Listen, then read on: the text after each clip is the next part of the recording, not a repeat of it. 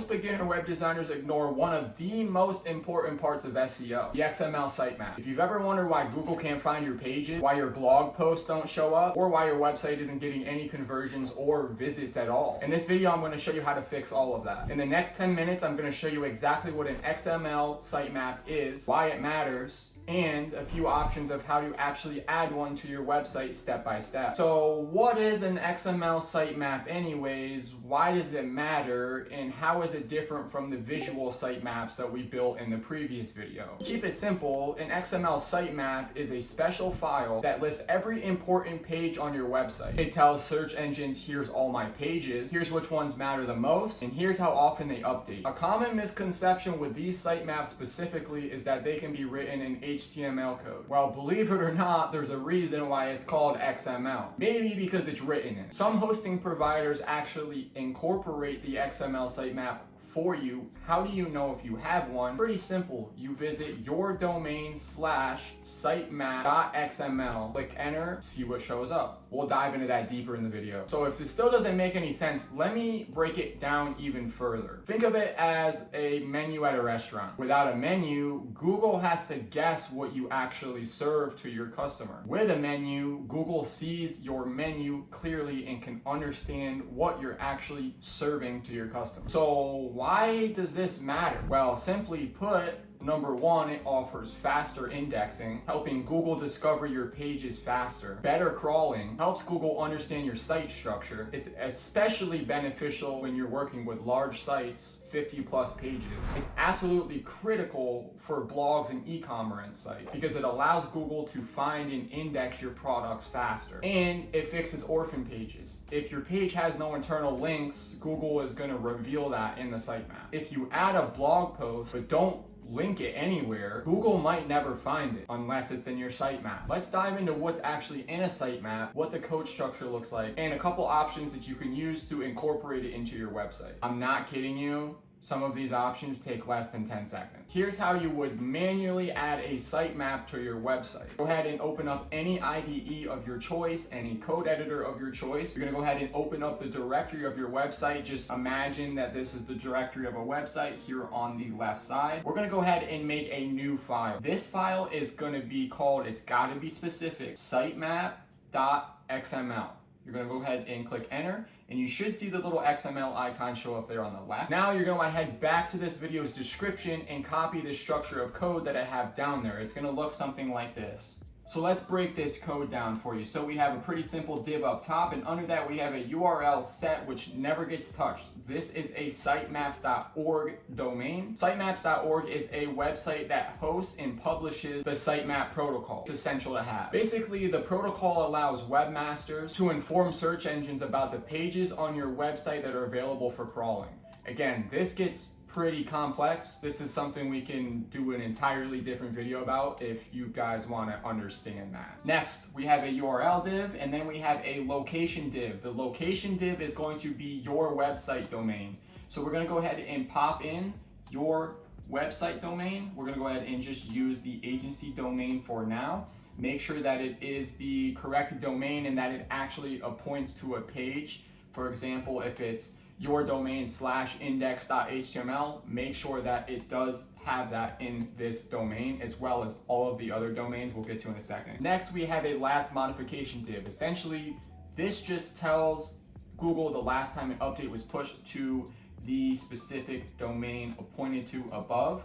Now, this date follows ISO 8601 format. If you don't know what that is, essentially it's year, month, date, format. So we'll go ahead and pop in today's date, 02. That's when the alleged last modification to the index was made. Next, we have a change frequency div. Essentially what this is telling Google how often it should rescan the website for changes, different wording, update the SEO, things of that nature. For this example, since it's the index, it's so important, we're gonna go ahead and change this to daily. So it's actually gonna rescan this website daily. Next, we have a priority div. Essentially, this priority div functions in a way that it allows Google to understand how important this specific page is amongst the rest of the pages. Okay, moving on. Say you have 2, 3, 4, 5, 6 different pages on your website. Every single page your website has gets indexed and gets pointed to inside of the XML sitemap. So what we're going to do is come down and get rid of this space here, and then we are going to change this link here. Now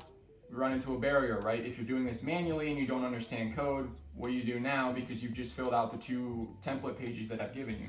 Pretty simple. Come up here and copy and paste this. We're gonna come down here and paste this here. Make sure you do copy the right selection and the right spacing.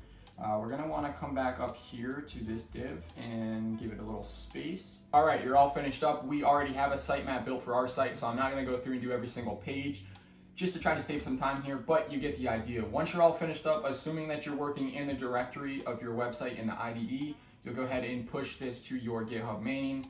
That way, whatever hosting provider or however your hosting setup is, therefore, if you have an H panel, if you're using something like Hostinger, you're gonna wanna go in your file manager and make sure that you actually incorporate the new files, including the sitemap XML, into your directory. It's as simple as that. All right, moving on to option number 2 for generating yourself an XML sitemap. This is a tool called octopus.do. It's going to be the first link in the description. You're gonna head over and click that link. Once you do, you're gonna be brought to a sign in, sign up page. Make sure you sign in via a Google account, or you can sign up with a email account. Once you get that all set up with your verification, you're gonna see a screen that looks like this. We're gonna go ahead and click this import website button.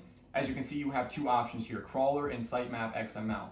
Crawler is going to be for you specifically if you do not already have a sitemap XML in your code. So this is going to generate you one. If you already have one that you're looking to revise, having a tool do it for you, that's where you'll go over to the sitemap XML, input your domain, the same process that we're about to do, but we're doing it over on crawler since we want to make a sitemap.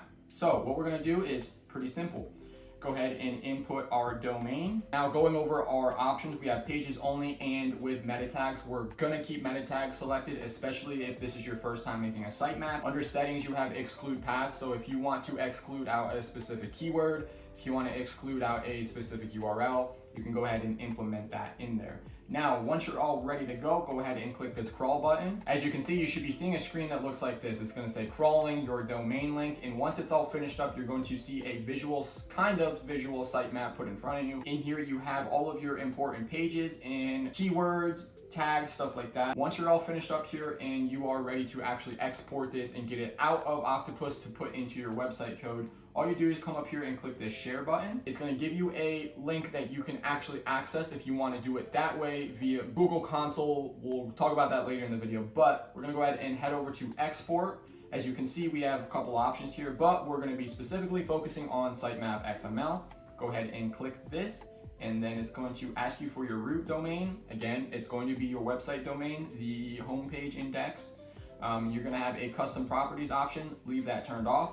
You're going to have a use page titles as sitemap URL and location element. Keep that turned on. Now we're going to go ahead and click generate. And as you can see down in the bottom right, it's going to download an XML file for me. Same process for manually adding it to your directory. You're going to go ahead and push that to, once you're happy with the changes, obviously go ahead and push that to your GitHub main or your H panel, wherever you're hosting your website from. Now moving on to the second tool. This one has been around forever. It's a tried and true platform. It's super simple to understand. This is going to be the second link in the description. Head over to it now. It's going to be called XML-sitemaps.com. Super simple UI that is going to bring you to no logging in, no signing in. What we're going to do is type in our domain link here under just enter your URL. We're going to click start. It's going to go ahead and scan everything for us. As you can see, that literally took 3 seconds and it scanned 5 pages. Once it's finished up, you're going to see a screen like this. Go ahead and view your sitemap details. You're going to see a screen that looks like this. Now make sure that all the information here is correct before you click the download your XML. Once you're ready to go, you're going to go ahead and click this download your XML sitemap button. All right, now we're moving on to the last step of getting your website SEO optimized. We're going to head over to the third link in the description. It's going to take you to Google Search Console. When you click it, you should see a screen like this. Go ahead and click start now. Once you click that button, it's going to have you verify your domain identity ownership. So Basically what you're gonna do is it's gonna give you some DNS stuff to add to your hosting provider. If you've never added any sort of DNS stuff before, super simple process. There's plenty of videos out there on YouTube to show you how. Now there's some sensible information here, so I'm gonna blur out some things here, but what we're going to be focused on is this section on the left. We're going to come down here. There's a lot of useful tools in here if you've never seen it before. Get used to seeing them, extremely beneficial, but we're going to be looking for sitemaps under the indexing section. We're going to click on sitemaps. Now, your screen should look a little different than mine. Obviously, you will have nothing under the submitted sitemaps section. So what we're going to want to do is it's going to ask you for a sitemap URL. If you successfully added this correctly, it's going to be your domain /sitemap.xml. Once you have that typed in, you go ahead and click submit. It's going to submit the sitemap, and as long as everything is good to go, it's going to say sitemap submitted successfully. Also, keep in mind, it's going to update when the DNS settings update. Sometimes DNS settings can take anywhere from 24 to 48 hours to update. I've never personally had it. It's usually always been within an hour or two after I've submitted them. But if you're having any issues, give it a good amount of time before you actually start dissecting it, as that's probably your root cause. Basically, what you've just done is told Google directly that your website is ready to be indexed. When this process succeeds, this significantly boosts SEO. So a little conclusion, now that you understand what an XML sitemap is, how it functions, what it does, and why it is absolutely essential in any website that is being hosted. Again, it helps Google understand your website structure, it improves indexing speeds, it fixes all of the crawling issues for you. Really, with the tools that are out there, there's simply no excuse not to generate and add this to your file directory. If anything in this video helped you guys out, please do me a huge favor and leave a like, comment, subscribe. It's free. If you could also go check out some of my other videos, and if there's anything specific you guys want to see broken down, leave a comment down below, let me know. So now you have no excuse not to have a sitemap XML. You see how easy it was? If you don't have one, get to go making one. I'll see y'all in the next one.